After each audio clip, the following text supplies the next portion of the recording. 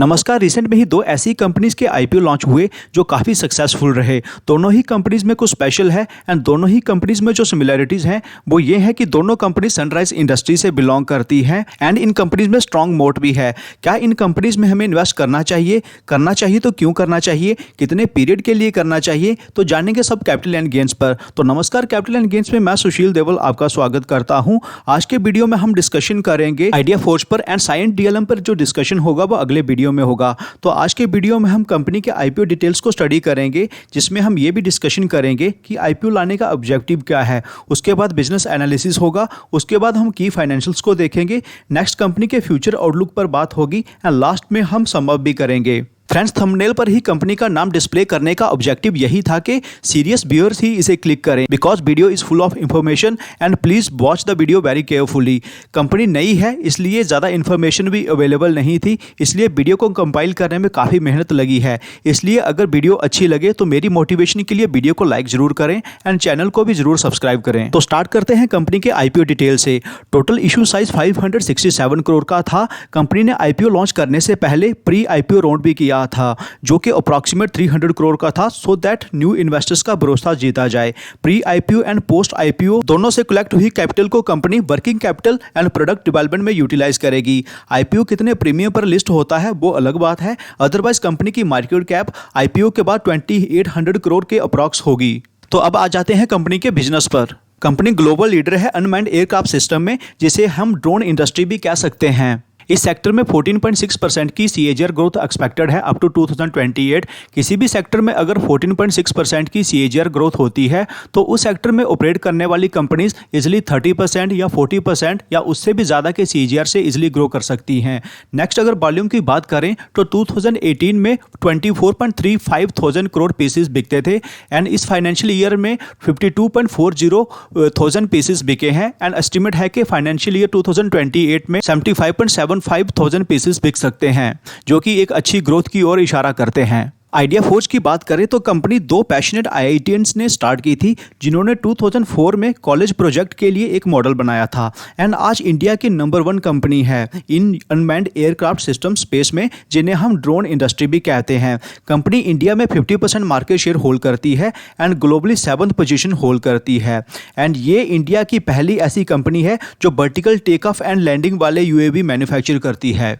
आपके माइंड में आ रहा होगा सारे ड्रोन्स तो vertical take off and land करते ही हैं, तो मैं बताना चाहता हूं कि जो ड्रोन आपके माइंड में है एंड अनमैन्ड एयर व्हीकल में ह्यूज डिफरेंस है। अनमैन्ड एयर व्हीकल में कुछ इस तरह के एयरक्राफ्ट आते हैं जो एयरप्लेन की तरह usually land and take off करते हैं एंड इस तरह के जो यूएवीज हैं ये बड़े ऑब्जेक्टिव के लिए यूज होते हैं एंड स्पेशली डिफेंस सेक्टर में इनका बड़ा एप्लीकेशन होता है ड्यू टू लॉन्गर रेंज, ज़्यादा हाइट पर ऑपरेट कर सकते हैं एंड आजकल इनसे मिसाइल्स भी फायर हो रही हैं। तो आप समझ सकते हैं कि इनका ऑब्जेक्टिव कितना बड़ा है एंड इन यूएवीज को लैंडिंग एंड टेक ऑफ के लिए रनवे चाहिए होता है। मींस आप किसी ऐसी लोकेशन से इन यूएवीज को ऑपरेट नहीं कर सकते, यहां रनवे नहीं है। लेकिन इंटरनेशनली कुछ कंपनीज ऐसे अनमैन्ड एयरक्राफ्ट सिस्टम डेवलप कर रही हैं जो बिना रनवे ही vertical take off and land कर सकते हैं, सो दैट किसी भी लोकेशन से इनका ऑपरेशन पॉसिबल हो सके। इंडिया में आइडिया फोर्ज इकलौती ऐसी कंपनी है जिसने vertical take off and landing वाले ड्रोन्स को इन हाउस डेवलप किया है। कंपनी ने 5G enabled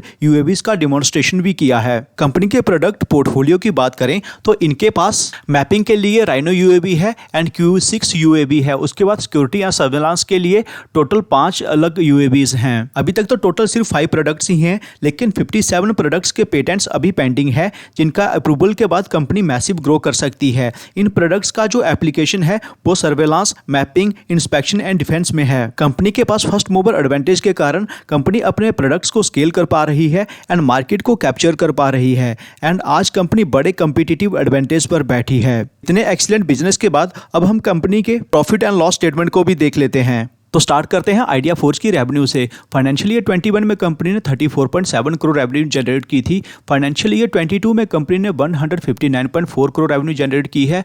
last financial year में रेवेन्यू जनरेट हुई है 186.01 करोड़ एंड इस फाइनेंशियल ईयर के एस्टिमेट्स है 227 करोड़ के। उसके बाद एबिटा की बात करें, जिसका मतलब है earning before interest, tax, depreciation and amortisation.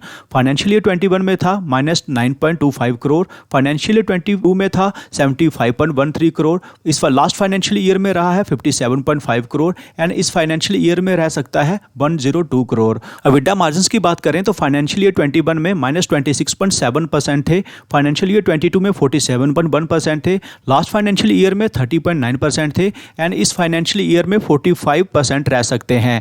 उसके बाद नेट प्रॉफिट्स की बात करें तो फाइनेंशियल ईयर 21 में -14.63 करोड़ थे, फाइनेंशियल ईयर 22 में 44 करोड़ थे, लास्ट फाइनेंशियल ईयर में 32 करोड़ रहे हैं एंड इस फाइनेंशियल ईयर में 59 करोड़ रह सकते हैं। उसके बाद नेट प्रॉफिट मार्जिन्स की बात करें तो इसका मतलब होता है कि टोटल रेवेन्यू में से कंपनी कितने नेट प्रॉफिट्स बना पा रही है। फाइनेंशियल ईयर 21 में कंपनी ने 42.2 करोड़ नेगेटिव में नेट प्रॉफिट मार्जिन्स बनाए हैं, फाइनेंशियल ईयर 22 में 27.6% रहे हैं, लास्ट फाइनेंशियल ईयर में 17.2% रहे हैं एंड इस फाइनेंशियल ईयर में 26% रहने के एस्टिमेट्स हैं। उसके बाद प्राइस टू अर्निंग की बात करें तो फाइनेंशियल ईयर 22 में 63.6 रहा है, लास्ट फाइनेंशियल ईयर में प्राइस टू अर्निंग रहा है 87.5 का एंड इस फाइनेंशियल ईयर में 47.4 रहने के एस्टिमेट्स हैं। कंपनी लॉस मेकिंग से प्रॉफिटेबल बन चुकी है। फाइनेंशियल ईयर 23 में परफॉर्मेंस थोड़े से वीक देखने को मिले थे, लेकिन ज़्यादातर सेक्टर्स में फाइनेंशियल ईयर 23 में परफॉर्मेंस वीक ही देखने को मिली है, लेकिन इस फाइनेंशियल ईयर में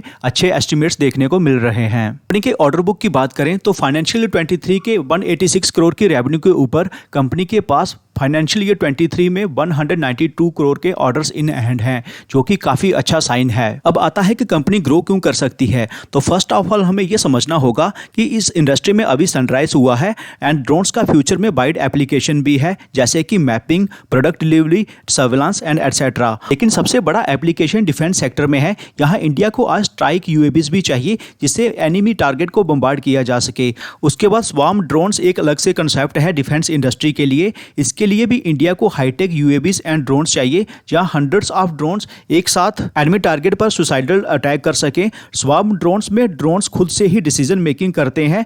जो ड्रोन्स सुसाइड में डिस्ट्रॉय हो जाते हैं उनका डाटा भी ऑटोमेटिक इरेज होता है एंड इनकी प्लानिंग भी ऑटोमेटिक होती है। लेकिन इंडिया के पास अभी इतने हाई एंड यूएवीज खुद के नहीं हैं, इसलिए गवर्नमेंट ऑफ इंडिया ने जबकि ड्रोन इंपोर्ट बैन कर रखा है, लेकिन डिफेंस एंड सिक्योरिटी में यूज होने वाले ड्रोन्स को इंपोर्ट बैन से बाहर रखा है। एंड आपने सुना भी होगा कि इंडिया यूएस से प्रीडेटर यूएवी ले रही है, जो कि फाइटर यूएवी है। उसके बाद गवर्नमेंट ऑफ इंडिया ने पीएलआई स्कीम के थ्रू ड्रोन इंडस्ट्री के लिए 120 करोड़ का आउटले अनाउंस भी कर रखा है। फ्यूचर आउटलुक की बात करें तो इस इंडस्ट्री में फ्यूचर में मैसिव ग्रोथ एक्सपेक्टेड है। कंपनी 50% मार्केट शेयर होल्ड करती है इंडिया में एंड प्रेजेंटली कंपनी के पास 192 करोड़ के ऑर्डर्स भी हैं, विच शोज के कंपनी फ्यूचर में इस इंडस्ट्री में लीडर बनी रह सकती है। इस तरह से कंपनी आज लीडरशिप पोजीशन होल्ड करती है इंडियन ड्रोन इंडस्ट्री में।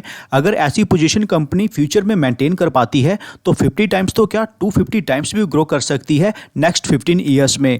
अगर आपको वीडियो अच्छा लग रहा है तो वीडियो को लाइक जरूर करें। नेक्स्ट आता है कि हमें इस कंपनी में क्या करना चाहिए। जिस तरह से आईपीओ को रिस्पांस मिला है, एक्सपेक्टेड है कि लिस्टिंग भी काफ़ी धमाकेदार होने वाली है एंड वैल्यूएशंस भी हाई हो सकती है। एजुकेशनल पर्पस के लिए मैं बताना चाहता हूं कि इस तरह की नई कंपनीज को एसआईपी मोड में एक्यूमुलेट कर सकते हैं फॉर नेक्स्ट 2 ईयर्स। इस दौरान अगर कोई डिप मिले या लो वैल्यूएशन पर मिले तो कुछ ज़्यादा क्वांटिटीज भी ऐड की जा सकती हैं। टोटल पोर्टफोलियो का 3 to 4% तक इस तरह की कंपनीज को दिया जा सकता है एंड लॉन्ग टर्म के लिए स्टॉक को होल्ड किया जा सकता है। तो कैसा लगा आज का वीडियो कमेंट सेक्शन में जरूर बताइएगा। मिलते हैं आपसे अगले वीडियो में। Take care.